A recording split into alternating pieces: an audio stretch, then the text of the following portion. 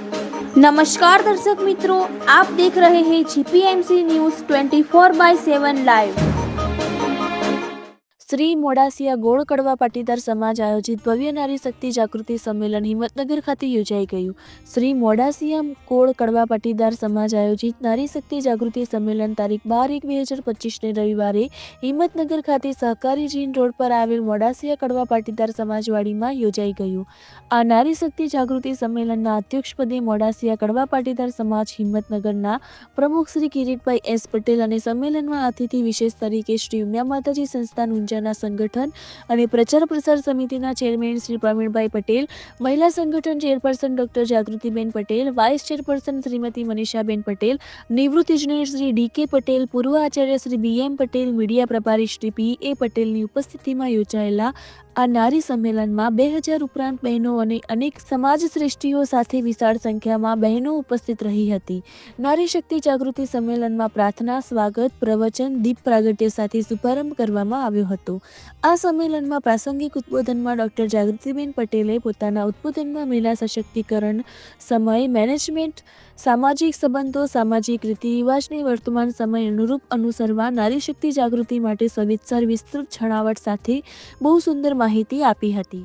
જ્યારે શ્રીમતી મનીષાબેન પટેલે પણ પોતાના વક્તવ્યમાં ઊંઝા સંસ્થા દ્વારા મહિલાઓ માટે જે પ્રવૃત્તિઓ કરવામાં આવી રહી છે તેની સવિસ્તર માહિતી આપી હતી, જે અંતર્ગત શ્રી ઉમિયા મહિલા સંગઠન અને શ્રી ઉમિયા મહિલા સત્સંગ મંડળો ચાલી રહ્યા છે, તેમાં ખાસ યુવા વર્ગને જોડવા પર ખાસ ભાર મૂકી યુવા શક્તિને સામેલ થવા ખાસ અપીલ કરી હતી। તેમજ ઊંઝા સંસ્થાના સંગઠન ચેરમેન શ્રી પ્રવીણભાઈ પટેલે પણ પોતાના વક્તવ્યમાં ઊંઝા સંસ્થાન દ્વારા જે મહોત્સવ યોજાયા તેમાં ખાસ 18મી શતાબ્દી મહોત્સવ યોજાયેલ તેના ફળ સ્વરૂપે પાટીદાર સમાજનો શિક્ષણ અને આર્થિક ક્ષેત્રે વિકાસ થયો છે। શિક્ષિત સમાજ માટે અગાઉ જે ઓછા ખર્ચમાં શિક્ષણ મળી રહ્યું હતું તે અત્યારે બહુ જ ખર્ચાળ શિક્ષણ થયેલ છે, તેને પહોંચી વળવા સમૂહ લગ્ન વ્યવસ્થા પર ખાસ ભાર મૂક્યો હતો। સંમેલનમાં મહેસાણાની બહેનો દ્વારા વર્તમાન સમયમાં ભાગીને લગ્ન કરતા યુવક યુવતીઓ માટે વર્તમાન સમયને સ્પર્શતી સંવેદનશીલ નાટિકા રજૂ કરી હતી। તેમજ સમાજની નાની બાલિકાઓ દ્વારા ડ્રો કરી વિજેતાઓને ઇનામો એનાયત કરવામાં આવ્યા હતા। સંમેલનમાં ભોજનદાતા શ્રી, બેગના દાતા શ્રી, સાલ અને શ્રી ઉમિયા માતાજી ફોટા દાતાશ્રીઓનું સન્માનિત કરવામાં આવ્યા હતા। આ સંમેલનને સફળ બનાવવા સમાજની ઉપસ્થિત બહેનો, ઉપસ્થિત મહેમાનશ્રીઓનું સમાજ શ્રેષ્ઠીઓના શ્રી મોડાસિયા ગોળ કડવા પાટીદાર સમાજ અને પ્રમુખ શ્રી કિરીટભાઈ પટેલ અને મંડળના સમગ્ર હોદ્દેદારશ્રીઓ અને મંડળ દ્વારા આભાર વ્યક્ત કરવામાં આવ્યો હતો।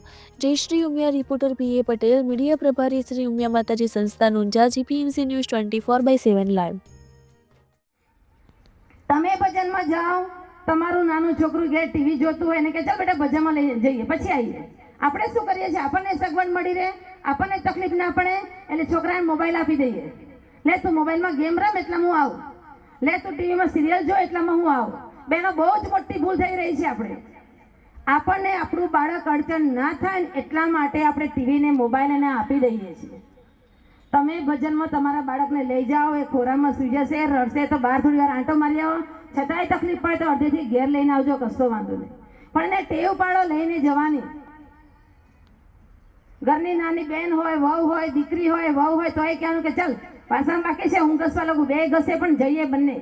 શા માટે સાસુ એકલા સત્સંગ મંડળમાં જાય? જરૂર તો વહુને છે।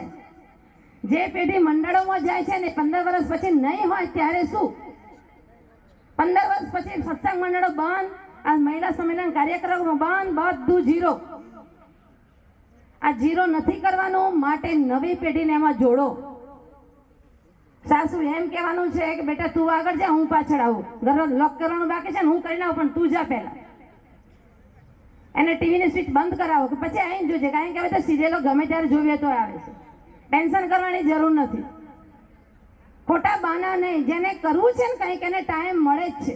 સંસ્કાર તમે લાવશો, તમારા પરિવારમાં સારા સંસ્કાર આવશે, તમારું બાળક, પુત્રનો દીકરો જે છે, પૌત્ર કે પૌત્રી, એને પણ ખબર પડશે કે આ માં કુળદેવી મારી ઉમિયામાં છે। આજે ઉમિયામાંનો પ્રાગટ્ય દિવસ છે, એની બર્થડે તો ભલે મનાવે, પણ એને કહો, ભલે ફોરેન રહેતો હોય, અમેરિકા રહેતો, પણ એને કહો કે બેટા તારી બર્થડે તું કેક કાપે, ભલે કાપે, મારી ના નથી, પણ આજે માં ઉમિયાનો પ્રાગટ્ય દિવસ છે, ઘરમાં કંસાર બનાવજે, પ્રસાદ કરજે, એને યાદ કરાવો। આ કામ બેનો આપણું છે। આપણે શું કરીએ છીએ? આપણે ભક્તિ કરીએ છીએ, આગળની પેઢીને વાળતા નથી। આપણે આ કામ કરવાનું છે, એના માટે સત્સંગ મંડળો છે. ફક્ત આપણે જઈને આયા, આપણે 2 કલાક ભક્તિ કરીને આપણને સ્વર્ગનું વિમાન લેવા આવશે તો નહીં ચાલે. આપણા પરિવાર કચડાઈ જશે ને ત્યારે આપણને બહુ દુઃખ થશે બેનો. એટલે આપણી પેઢીને આપણે સુસંસ્કૃત બનાવવા માટે સત્સંગ મંડળમાં આપણે જવાનું છે.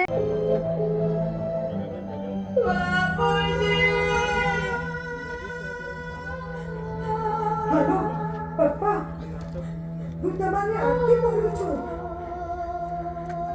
કોણ આરતી? મારે તો કોઈ દીકરી જ નથી. પપ્પા, મારી ભૂલ થઈ ગઈ, મને માફ કરી દો. મારી ભૂલ થઈ ગઈ, મારી ભૂલ મને સમજાઈ ગઈ છે.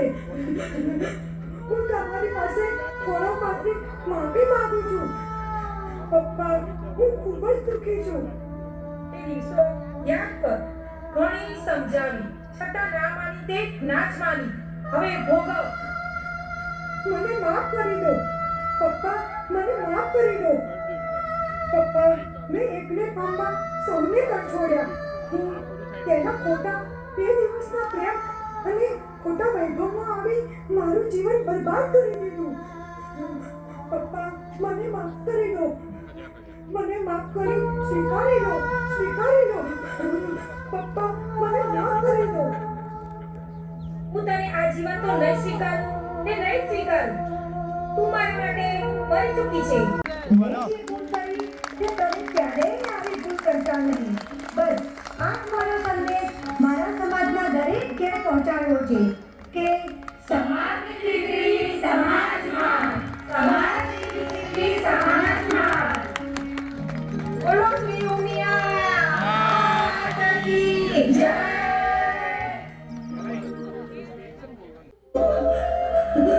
પણ તેમાંનું તો કશું દેખાતું જ નથી. શું આ હતું તારું વૈભવ? મેં આવું ક્યારેય વિચાર્યું ન હતું. એ તો તને ફસાવાની મારી ચાલ હતી. તું તારા મા-બાપની નથી થઈ તો તું મારી શું થવાની છે? જો તને જુદી જુદી ગાડીઓ અને બંગલાના સપના બતાવ્યા, મારી પાસે તો ફૂટી કોડી પણ નથી. હું જીવું છું તેમ તારે જીવવાનું છે અને ચૂપચાપ અહીંયા રહેવાનું છે. રમલા, તે ખોટા સપના દેખાડ્યા. હું પસ્તાવું છું. હું ના રહી ઘરની કે ના રહી કાટની. મા બાપનું માન્યું નહીં અને જાતે જ મારા જેટલો અવાજ નથી. બોલો મિયા! બોલો મિયા! બોલ મારી ઓ મિયા! બોલ મારી ઓ મિયા! બોલ મારી ઓ મિયા! બોલ મારી ઓ મિયા! આજે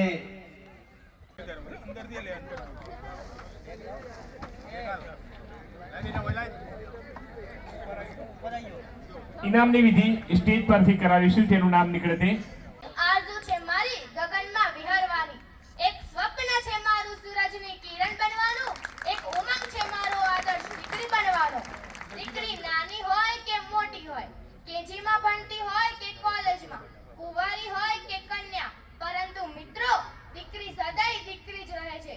નાનપણમાં પિતા સાથે ચપ ચપ બોલતી હોય, માતાનું માન્ય રાખતી હોય, ભાઈને ભાળીઓના મૂકતી હોય, બેન સાથે બાજુ ભરાવતી હોય, શેરીમાં છીપલા ઉડાડતી હોય, પરંતુ જ્યારે દીકરી મોટી થાય છે ને ત્યારે તે ગંભીરતા ધારણ કરી લે છે.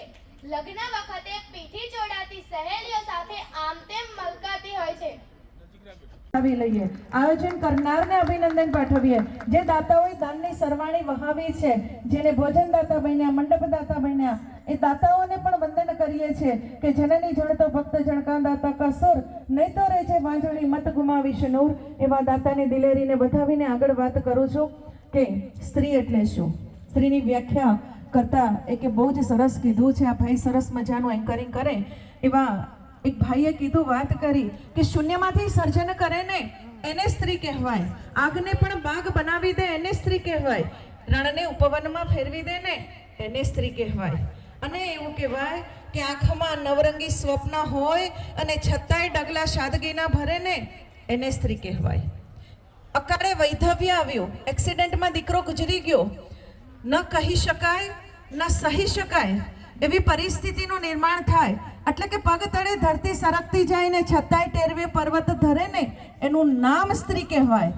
આ તાકાત મારી માતૃશક્તિ બહેનો પાસે છે અને આ તાકાત, આ એનર્જી, આ શક્તિનો ઉપયોગ કરવો છે. માં ભગવતી તમારા હૃદયમાં બિરાજમાન છે ત્યારે એવી માં ભગવતીની માં ઉમિયા પુત્રીઓને વંદન કરીને કહેવું છે કે આ તાકાતનો ઉપયોગ ક્યાં કરશો? ઓટલા પરિષદમાં કહેતો તો કહેતી હતી માં, જોયું આવા કપડાં પહેરાય ક્યાંની ફોન ઉપર ચીટકી છે. હા, તમારી અરવલ્લીની આઈની ભાષા બોલતા નહીં આવડે, પણ એટલું ચોક્કસ કહું છું કે સમયાંતરે તમે કપડાં બદલ્યા, સમયાંતરે તમે તમારું જે કહેવાય ને કે આઉટલુક બદલ્યું, પશ્ચિમી વાયરા વાયા અને તમે ત્યાંનું વર્તન સ્વીકાર્યું, પણ તમે પશ્ચિમી વિચારો ન સ્વીકાર્યા. પશ્ચિમી સંસ્કૃતિને તમે બહારથી સ્વીકારી, અંદરથી એની ડિસિપ્લિન, એનું શિસ્તને તમે નથી સ્વીકાર્યું. અને એટલા માટે મારે કહેવું છે કે 40 વર્ષ પહેલાનો ગાળો સમય યાદ કરો તમે. તમારી ને મારી સ્ટોરી એક જ છે, એટલા માટે કે આપણે માં ઉમિયાના સંતાનો છીએ. એક જ ઓસરીએ આપણું ઘર હતું, એક જ જગ્યાએ ગમાણ હોય, ગાય ભેંસો માંગતા હતા, બાજુમાં આપણી ઓસરીમાં એમ કહી શકાય કે આપણા ખાટલા ઢળાતા હતા, સુવાનું ત્યાં, બેડરૂમે ત્યાં, અને રસ્તે એ પછીના ગજા મહોત્સવ હોય કે પહેલા કાર્યક્રમો હોય, આમ દેખાય સુસુપ, પણ હિંમતનગર, મોડાસા સમાજ અને સાબરકાંઠા જિલ્લો, અરવલ્લી જિલ્લો સૌથી વધારે વિશેષ માં સાથેનો ભક્તિભાવ હોય તો આપણા બંને જિલ્લા, અને સૌથી વધારે માં ઉમિયાના મંદિરો હોય તો એ સાબરકાંઠાની અંદર છે. આવા માય ભક્તોને વંદન પ્રણામ. આજે બહુ માતૃશક્તિ વિશે બહુ વાત કરી છે, એટલે એ વિશે મારે હવે કહેવાનું રહેતું નથી. પણ આજથી 50 વર્ષ આપણે પાછળ જઈએ, અહીં આગળ બેઠેલી મારી માતાઓ, બહેનો, દીકરીઓને તો ખ્યાલ નહીં હોય, પણ માતાઓને ખ્યાલ હશે કે 40-50 વર્ષ પહેલા પાટીદાર સમાજ ફક્ત ખેતી કરતો હતો. તો એવું શું થયું કે આજનો પાટીદાર સમાજ 129 દેશોની અંદર, વિશ્વના ખૂણે ખૂણે, આ દેશના એક રાજ્યની અંદર પોતાનો ધંધો, ઉદ્યોગ અને શિક્ષણ માટે જઈ શક્યો છે. મારા મંતવ્ય પ્રમાણે, મારા અભ્યાસ પ્રમાણે એનું કારણ એક જ છે, માં ઉમિયા. વિશ્વના કડવા પાટીદારોને એમ પૂછવામાં આવે, દરેક સમાજની કુળદેવી હોય છે, દરેક સમાજ પોતાની કુળદેવી, પરિવારની કુળદેવી, અનેક કુળદેવીઓના નામથી એ પૂછતા હોય છે. કોઈ પણ બ્રાહ્મણ, વાણિયા, પટેલ, રબારી, પરવાડ, કોઈ પણ પૂછો તો એમની કુળદેવી, પણ દરેકના નામ અલગ અલગથી જ અલગ અલગ વિસ્તારોની અંદર નામથી પૂછતા હોય છે. પણ વિશ્વના કડવો પાટીદાર અમેરિકામાં રહેતો હોય, કાશ્મીરમાં રહેતો હોય, કન્યાકુમારીમાં રહેતો હોય, ગુજરાતમાં રહેતો હોય, રાજસ્થાનમાં રહેતો હોય કે મધ્યપ્રદેશમાં રહેતો હોય, એને પૂછવામાં આવે